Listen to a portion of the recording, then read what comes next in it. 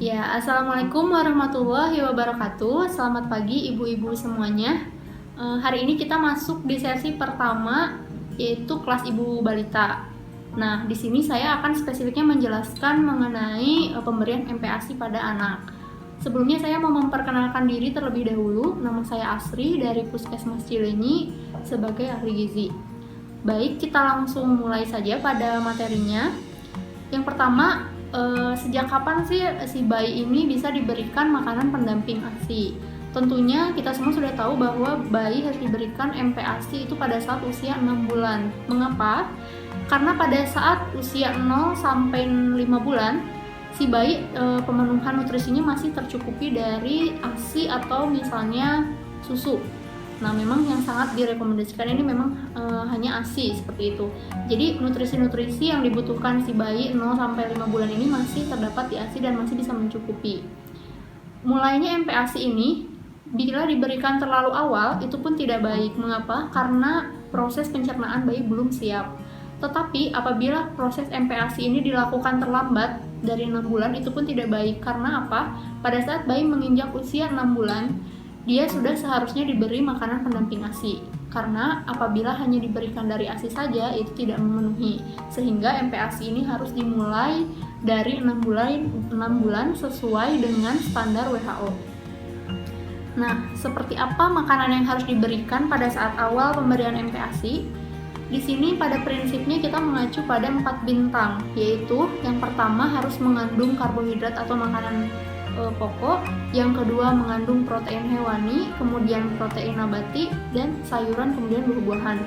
Itu adalah prinsip 4 bintangnya. Nah, pada saat awal si bayi ini diberikan, tentunya dari segi tekstur, dari segi jenis, itu memang akan ada pengenalan terlebih dahulu. Nah, bagaimana ini dengan makanan pabrikan atau makanan fortifikasi? Apakah boleh diberikan atau tidak? Nah, sebenarnya itu tidak masalah. Prinsipnya adalah untuk memenuhi kebutuhan nutrisi si anak, kita memang lebih baiknya itu mencampur antara makanan yang pabrikan dan makanan lokal atau yang kita buat sendiri. Kenapa? Apabila kita hanya mengkonsumsi makanan lokal saja, ditakutkan si vitamin dan mineral yang terdapat dalam bahan makanannya itu tidak memenuhi. Mengapa? Karena akan ada yang hilang oleh proses pemasakan, ada yang hilang oleh proses pencucian, seperti itu. Sehingga di sini peran si makanan pabrikan ini bisa untuk pemenuhan kebutuhan vitamin mineral yang tidak terpenuhinya itu. Karena pada makanan pabrikan ini dia sudah ditambahkan langsung vitamin mineral dengan jumlah yang sesuai dengan kebutuhannya dan bisa masuk ke dalam tubuh si anak itu tanpa ada rusak atau misalnya rusak oleh pemasakan segala macam.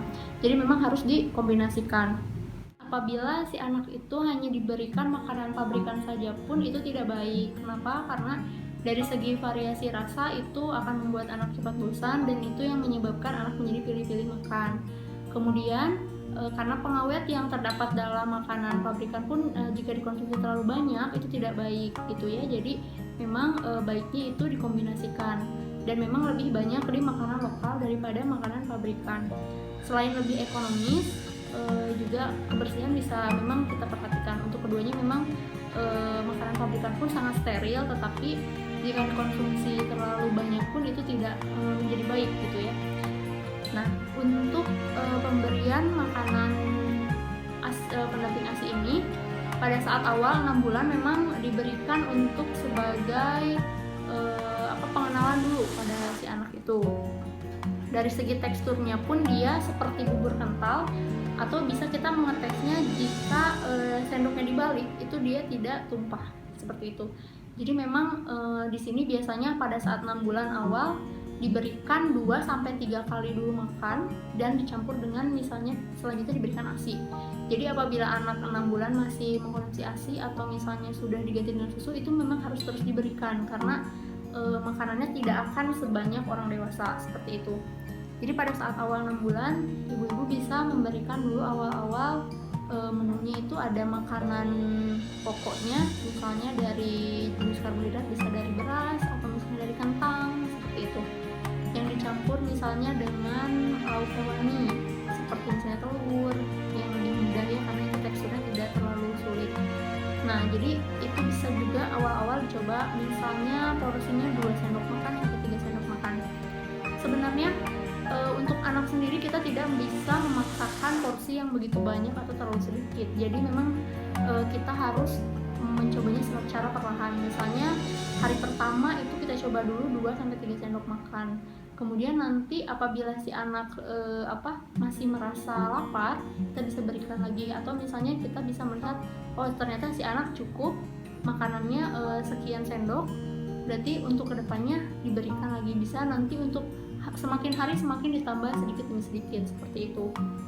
Nah, kemudian penting juga yang harus dicatat, bayi itu bisa merasakan rasa-rasa dari bahan makanan itu 5-15 hari. Dia indera perasanya itu dia akan 5-15 kali diberikan, baru dia mengerti oh ini rasanya seperti ini rasanya seperti ini. Jadi memang jangan heran kalau misalnya bayi pada saat hari pertama diberikan makanan A, kemudian hari kedua diberi makanan B, dia akan agak sedikit menolak karena dia belum terbiasa seperti itu. Jadi memang tidak masalah diberikan makanan yang hampir sama 5-15 kali gitu, agar dia bisa merasakan oh ini rasa pisang seperti ini, rasa pepaya seperti ini. Nah, kemudian untuk pemberian sayur sendiri pada saat awal 6 sampai 6 bulan awal tidak apa-apa, tidak langsung diberikan sayur, kita bisa menggantinya dengan buah. Jadi hanya menu misalnya diberikan karbohidratnya, kemudian ada lauk pauknya, kemudian buahnya bisa dipure untuk si snacknya dia. Nah, nantinya pada saat sudah memulai usia 7 bulan, 6 sampai 9 bulan itu bisa pada saat atau misalnya ibu-ibu pada saat 6 bulan di minggu pertama itu bisa tidak diberikan sayur terlebih dahulu. Jadi hari pertama sampai hari kedua masih diberikan misalnya nasi dan lauk pauknya. Kemudian hari ketiga dan sampai dengan hari ke-7 itu ibu-ibu bisa mulai mengganti lagi si bahan makanannya. Kemudian diganti lagi si selingan buahnya, misalnya hari pertama kedua dikasih pure pisang, kemudian hari ke-3 sampai hari ke-7 diberikan misalnya melon yang dipure atau misalnya pepaya. Jadi berikan juga buah-buahan yang rasanya awal-awal itu sedikit manis, jangan yang terlalu asam gitu. Jadi agar dia mengecapnya itu oh ini rasa manis seperti ini gitu. Kemudian pada saat sudah menginjak usia 6 bulan di minggu kedua, nah itu bisa mulai ibu-ibu berkreasi. 6-9 bulan itu si teksturnya itu sedikit lebih lumat. Jadi kalau pada saat yang kental itu memang masih cair, tetapi dia hampir sama seperti susu kental manis, hampir seperti itu. Kemudian pada saat minggu kedua atau minggu ketiga sampai dengan 9 bulan itu bisa teksturnya lebih kental lagi, lebih lumat lagi, lebih padat gitu, tapi tidak seperti nasi tim, seperti bubur yang sudah di blender. Nah, di sini untuk pembuatannya sendiri ibu-ibu bisa menggunakan blender, tetapi jangan lupa ada proses pemasakan untuk menghilangkan bakteri-bakterinya. Nah, di sini makanannya bisa diberikan misalnya sudah lengkap, ada nasinya yang dicampur dengan misalnya telur, kemudian ada juga yang mencampurkan kentang dengan misalnya ayam cincang yang sangat halus seperti itu sudah bisa diberikan. Nah, untuk porsinya sendiri biasanya setiap anak ini akan berbeda. Ada anak yang cenderung dia bisa menghabiskan makan banyak, ada yang tidak gitu. Jadi memang untuk porsi sendiri ini harus meraba-raba dulu di awal, dia cocoknya dia kuatnya makannya segimana. Nah, di situ ibu bisa menyesuaikan untuk porsinya. Untuk pemberian makanannya bisa 3-4 kali, bisa 1-2 kali. Biasanya semakin bertambah usia, nanti jam makannya akan semakin bertambah seperti itu. Jadi pada saat usia di minggu kedua 6 bulan sampai 9 bulan ini, ibu bisa memberi makanan seperti itu. Kemudian jangan terlalu banyak dulu menggunakan porsi yang sangat besar gitu ya, karena di sini dia masih mengenal dan kita juga di sini sambil melihat apakah ada reaksi alergi terhadap suatu bahan makanan gitu. Jadi kita di situ bisa mengetahui apakah anak ini alergi apa, sehingga memang harus diberikan secara perlahan si makanannya, tetapi nutrisinya terpenuhi. Pada saat pemberian makan 3-4 kali ini apakah boleh diberikan makanan pabrikan? Bisa. Misalnya setiap pagi ibu-ibu misalnya memberikan makanan pabrikan, terus makan siang, makan malam, selanjutnya itu makanan lokal yang dimasak sendiri. Jadi memang lebih baik kalau misalnya mau memberikan makanan pabrikan jangan terlalu sering.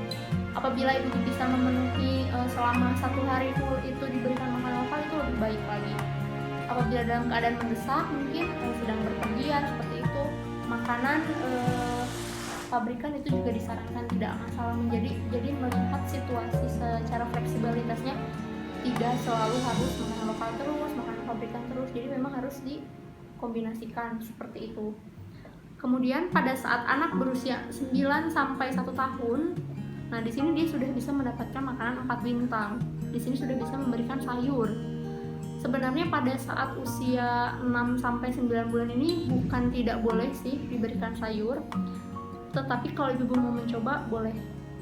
Tapi dengan porsi yang sedikit. Sebenarnya anak-anak tidak perlu mengkonsumsi sayur yang dengan jumlah tinggi, itu hanya mereka yang penting mengkonsumsi sayur walaupun hanya sedikit seperti itu. Biasanya pada saat usia memasuki 8-9 bulan, anak juga suka makanan yang tekstur yang kering dan bisa dipegang oleh dia sendiri. Jadi misalnya diberikan sayur rebus atau misalnya makanan yang bisa dia pegang sendiri seperti mungkin perkedel seperti itu tidak masalah ya kalau misalnya anak sudah mau mencoba makan sendiri. Nah biasanya ini pada usia 9 sampai 12 bulan. Nah ini biasanya anak cenderung lebih suka makanan yang bisa dipegang sendiri. Nah di sini pada saat 9 sampai 12 bulan makanan yang diberikan teksturnya sudah meningkat. Jadi tidak kental seperti bubur yang di blender. Dia sudah bisa mulai makan seperti bubur nasi atau misalnya sedikit demi sedikit nasi tim yang sangat lembek itu sudah bisa. Jadi sudah menu makanan keluarga. Dan di sini sudah lebih lengkap makanannya. Seperti ada sayurnya, ada buah-buahannya, lauk pauknya, tahu tempe. Mulailah dengan makanan yang teksturnya memang sedikit lebih halus, tidak membutuhkan banyak kunyahan seperti daging merah itu. Jadi seperti ikan, kemudian ayam, telur, tahu, tempe. Bisa ibu kreasikan bermacam-macam untuk olahannya, karena untuk pengolahan sendiri biasanya ibu lebih tahu karena ini menyangkut dengan kesukaan si anaknya tersebut. Nah, ini bagaimana dengan anak yang misalnya sulit untuk makan gitu. Sebenarnya di sini kita juga memang tidak boleh terlalu memaksakan makan dengan jumlah yang banyak, tetapi untuk porsinya sendiri jadi harus disesuaikan anak ini mampu makan segimana gitu ya. Jadi memang harus sangat diperhatikan anak ini cocoknya atau sanggupnya makan berapa porsi, makan berapa sendok. Di situ kita bisa sesuaikan. Nah, di sini juga untuk pemberian susu, sebenarnya ASI masih bisa diberikan sampai dengan anak usia di bawah 2 tahun atau di 23 bulan. Jadi kalau produksi ASI ibu masih banyak, walaupun sudah diberikan MPASI, tetap saja diberikan dalam sehari. Karena itu juga bisa membantu dalam pemenuhan nutrisinya juga, walaupun tidak sebaik pada saat bayi berusia 0 sampai 5 bulan. Nutrisinya memang kandungan ASI-nya nanti sedikit demi sedikit akan menurun, tetapi tetap diberikan sampai usia 2 tahun seperti itu. Kemudian di sini perlu diperhatikan juga penambahan lemak pada anak. Apabila pada orang dewasa memang ada dibatasi, tapi pada anak-anak kita boleh menambahkan sedikit minyak pada makanannya. Misalnya pada saat MPASI dimulai, sumber lemaknya kita boleh menambahkan sedikit minyak. Mungkin cukup misalnya setengah sendok teh diberikan, dicampurkan pada makanannya. Kalau misalnya lebih baiknya lagi memang minyak yang tidak jenuh ya Bu. Jadi minyaknya jangan minyak yang sudah dipakai. Jadi memang baru ditambahkan untuk penambahan lemaknya.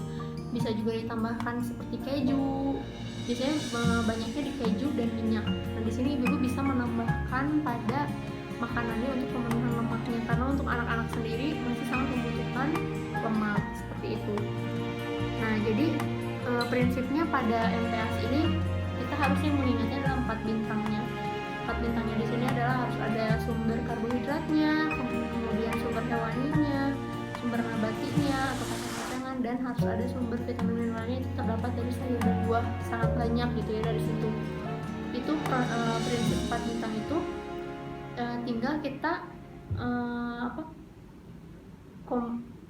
tinggal kita modifikasi bagaimana baiknya diberikannya pada saat kapan gitu, pada saat usia berapa, seperti itu. Jadi memang diberikannya secara bertahap. Untuk pada saat awal, saya tidak merekomendasikan kalau pada saat awal anak hanya diberi buah-buahan saja gitu ya. Banyak memang pada saat memulai MPASI itu dimulai dengan buah-buahan saja. Daripada diberikan hanya buah-buahan saja, lebih baik pada saat awal boleh diberikan makanan pabrikan terlebih dahulu. Atau misalnya kalau ibu-ibu lebih memiliki waktu yang lebih banyak, itu membuat bubur tepung sendiri yang sudah ditambahkan dengan misalnya sedikit telur, sehingga pemenuhan nutrisinya lebih terpenuhi lagi. Jadi tidak disarankan kalau hanya diberi buah saja dari hari pertama, hari kedua, hari ketiga, itu tidak akan memenuhi. Walaupun tetap mengkonsumsi ASI, tetapi kemungkinan anak mengalami pendek atau misalnya kekurangan gizi itu juga bisa jadi salah satu faktor.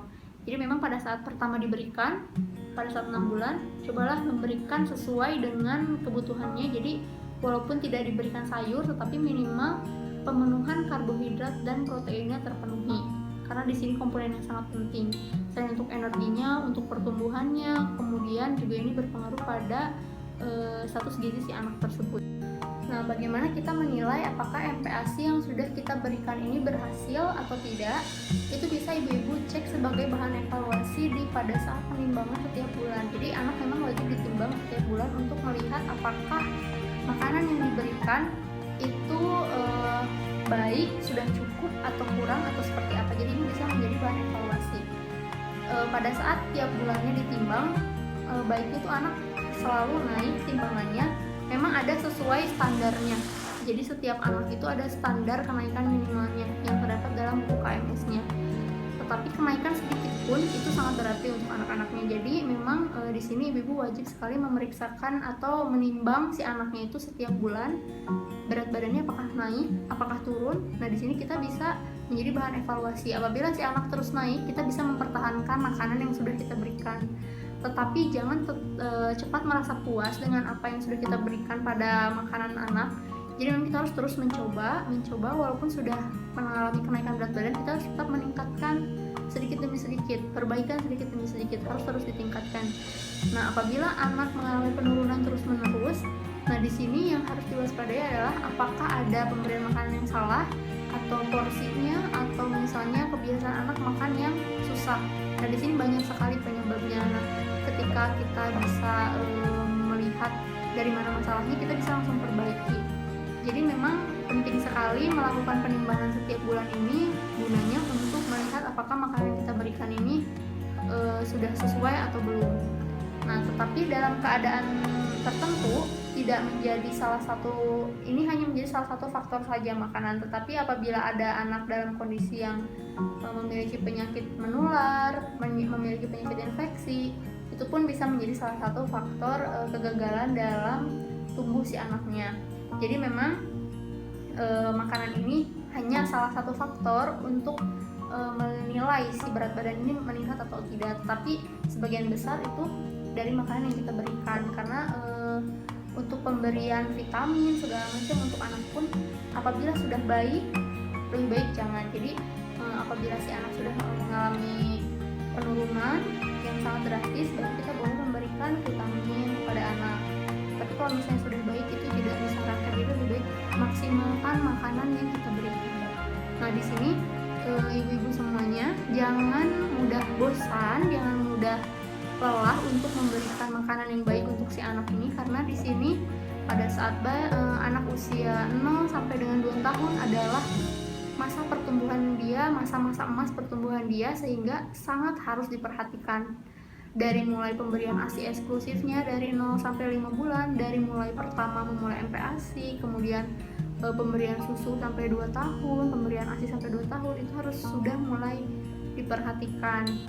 Dan ini tidak ada kata terlambat untuk memperbaiki makanan yang diberikan kepada anak sebenarnya. Walaupun misalnya anaknya sudah terlanjur berat badannya selalu turun, jangan mudah merasa ini sepertinya salah ini.